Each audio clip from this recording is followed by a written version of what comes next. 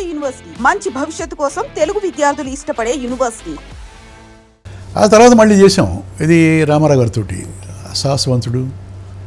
ఆ తర్వాత చివరిలో పార్టీ పెట్టినప్పుడు, తెలుగుదేశం పార్టీ పెట్టినప్పుడు నేను మొట్టమొదటి పోయి చేరాం పార్టీలో. కృష్ణ కాంగ్రెస్, కృష్ణ గారు కాంగ్రెస్, ఆయనతో ఎక్కువ సినిమాలు చేస్తున్నా.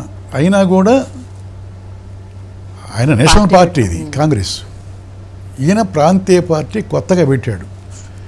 అప్పుడు ఎంత తీసుకుంటున్నాడు? 20 lakhs తీసుకుంటున్నాడు. ఒక పెద్ద హీరో దిలీప్ కుమార్ తీసుకున్న నేషనల్ వైడ్గా ఉన్న పరిశ్రమలో తీసుకుంటున్న రెమ్యూనరేషను ఈయన టచ్ చేశాడు. అయినా కూడా నేను ఇక సినిమాలో యాక్ట్ చేయటం లేదు, నేను ప్రజాసేవ కోసం అంకితం అవుతున్నానని చెప్పన్నప్పుడు ఇన్స్పైర్ అయ్యాం.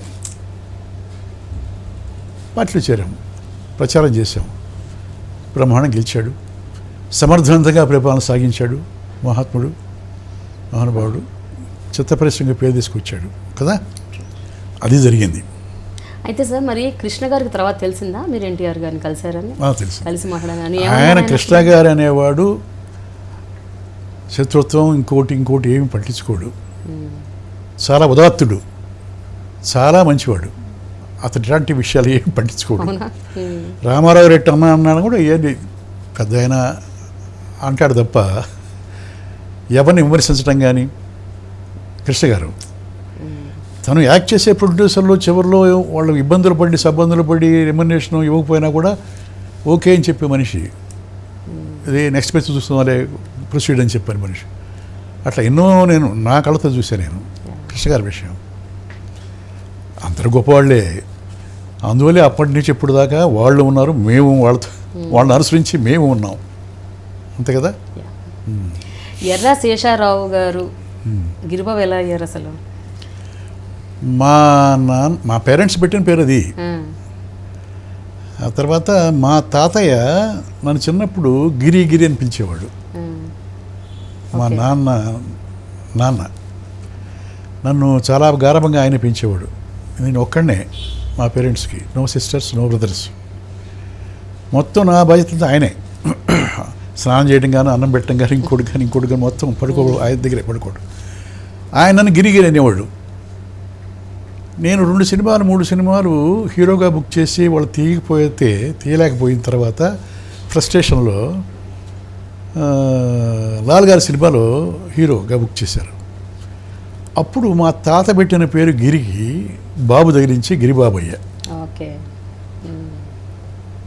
అది సార్ 1963 నుంచి మీరు అటెంప్ట్స్ చేస్తున్నారు. 73లో చేశారు. బట్ అంతకుముందు ఒక 7-8 ఏళ్ళు ఆల్మోస్ట్ 67 బాగా స్ట్రగుల్ అయ్యారు. బాగా చెన్నై వెళ్ళటం, మళ్ళీ ఊరు వచ్చేయటం, ఊర్లో అవమానాలు మామూలు కాదు. మామూలు అవమానాలు సార్. ఏమనేవారు విలేజ్లో? ఏమంటారు సినిమా అనేది సామాన్య విషయం కాదు. వెనక అక్కడ బ్యాక్గ్రౌండ్ ఉండాలి, గాడ్ ఫాదర్స్ ఉండాలి, అంతే కదా, లేదా స్తోమత ఉండాలి. మనం మిడిల్ క్లాస్ ఫ్యామిలీ కదా, అక్కడ స్థిరంగా ఉండటానికి స్తోమత ఉండాలి, అంతే కదా. నెక్స్ట్ సపోర్ట్ ఉండాలి, గాడ్ ఫాదర్స్ ఎవరు ఉండాలి. అవి లేవు, ఇవి లేవు, ఏమీ లేవు. పట్టుమని 1 సంవత్సరం అక్కడ ఖర్చు పెట్టుకుని ఉండాలంటే కూడా సమర్థత లేదు. వీడికి ఎందుకు వచ్చిన గొడవ? ఆ ఉన్నది కాస్త కూస్తో తగలేయటానికి ఎంతమందిని చూస్తున్నాం, 1000 మంది నాశనం అయిపోతున్నారు. ఇది సినిమా ప్రపంచంలో ప్రయత్నాలకు పోయి వడలు వీడు ఒకడవుతాడు అనే అవమానాలు ఉంటాయి కదా.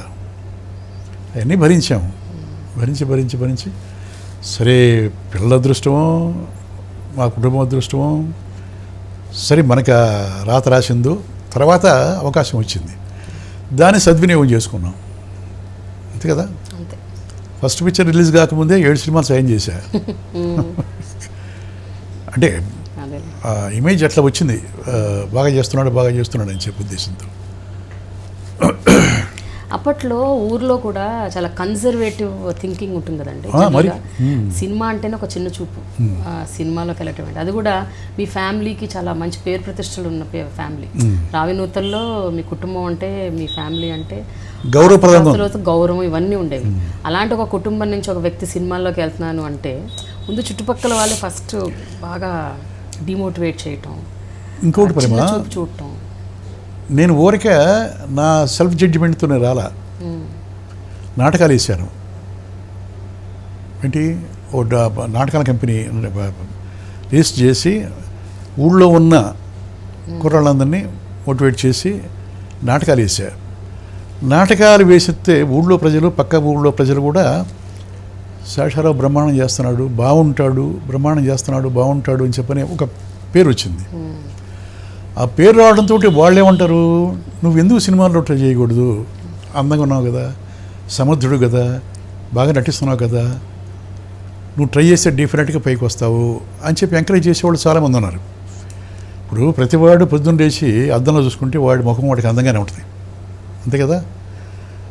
పక్కన వాళ్ళు చెప్పాలా నువ్వు అందంగా ఉన్నావురా అని.